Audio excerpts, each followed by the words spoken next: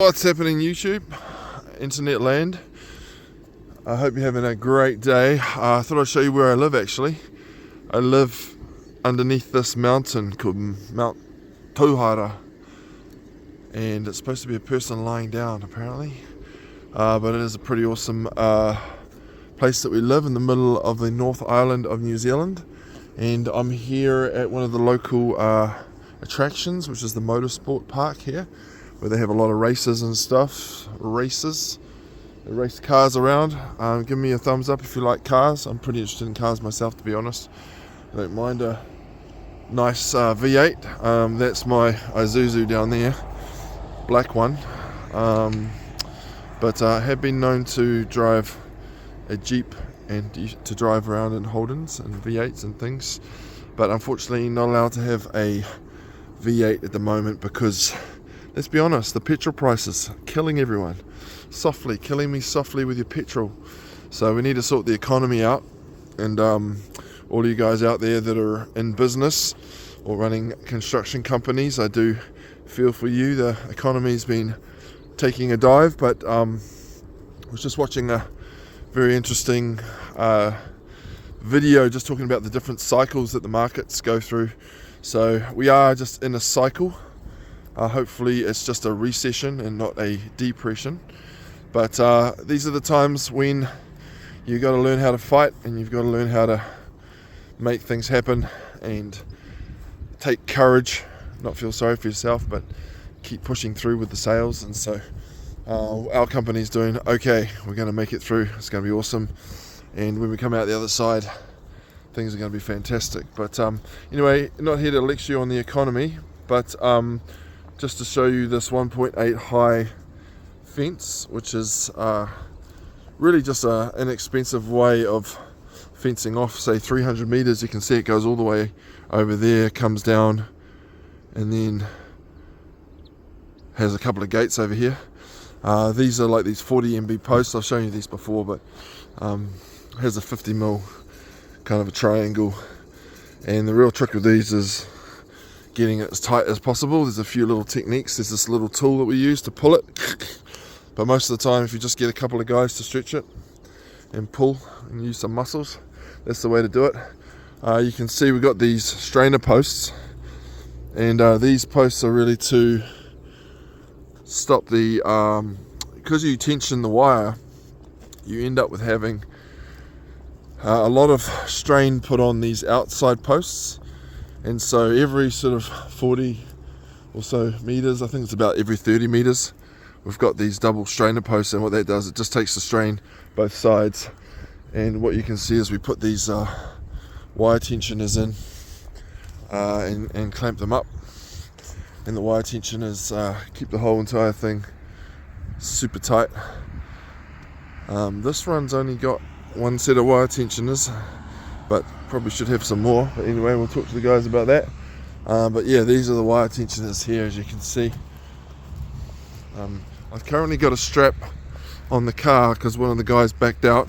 If you're listening to this, he backed out and ripped the door off the other side, so we're waiting for the panel beater to come back about that. These are wire strainers. Everyone knows what they are. There's a special little tool that goes in there and you crank it up, and you can see she's pretty straight down there. She's pretty tight. So the good thing about this one is these posts were pre-drilled, 1, 2, 3 holes, and then we put these little wires around the top just to hold it together. And then we have these things called cable ties there. These little cable ties are a special little tool that pulls these, well, they're called bag ties, I guess, and they're really handy to have because they're really quick and easy to use. So you just put those on here, and you can see this strainer post has this clamp on it, and this is a 50-40 T joiner. 50 is the through and T is the butt, they call it, the butt joint, because these intermediate posts, these outside posts, they're all 50 mil posts. So you have 50s at the ends, and you have this 40 NB, nominal bore they call it. That's not actually the size of the rail. That's actually the internal diameter. The outside diameter is a lot bigger. I'm not sure how much it is, but these are around 60 something, And I don't know, somebody would be able to tell me in the chat.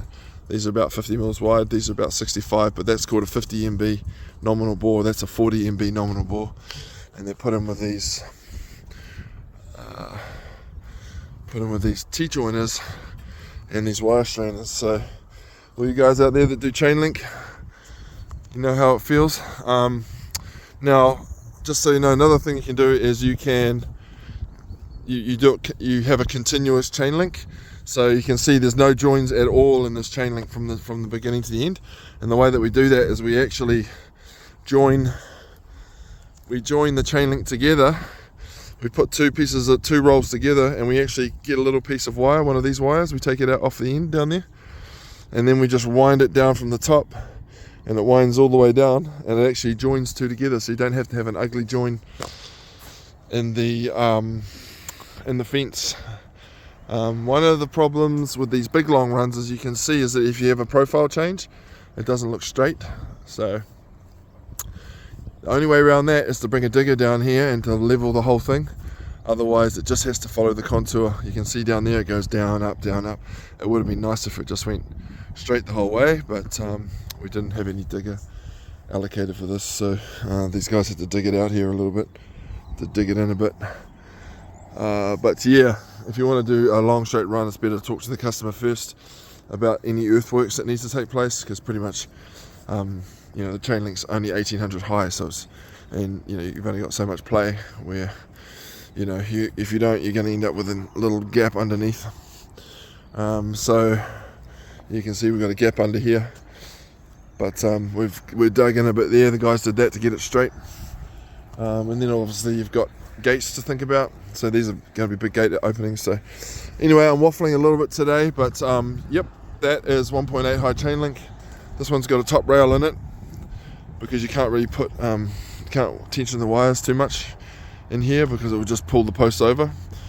So you end up putting a top rail, goes on anywhere sort of round corners and down areas that could have potential tightening problems. So yeah, that's 1.8 chain link.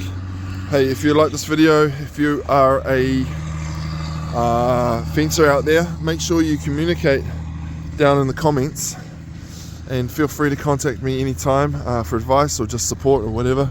I'm trying to build a bit of a community here of fencers, people that are involved in fencing or construction, or maybe you're just interested in what this stuff actually looks like and how to put it in as a DIYer. I'm happy to help out. Hope these fencing videos are educational for you and helpful. So hope you have a great day. Check us out at strongfencing.co.nz.